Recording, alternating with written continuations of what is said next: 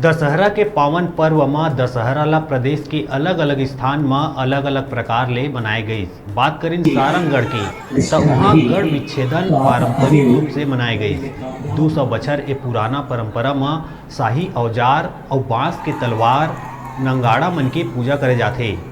ये अनोखा आयोजन में आसपास के हजारों की संख्या में लोगन जुरियाथे।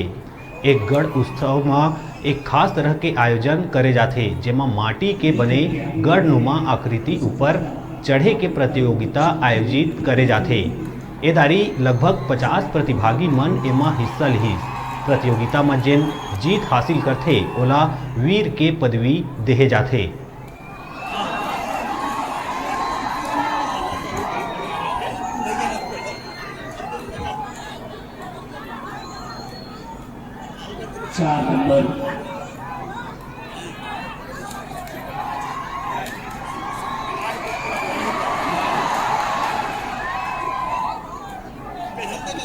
अजू अजू अजू तुम्हें कृपया ध्यान रखें।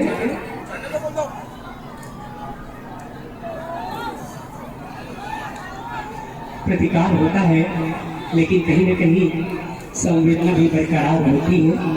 उन्हीं भावनाओं के साथ समय तो विशेष ध्यान दें और कुछ ही क्षण इसको नंबर आवंटित नहीं किया गया है। वो चढ़ने के लिए बहुत आतुर है। अगर ऐसे समय मिले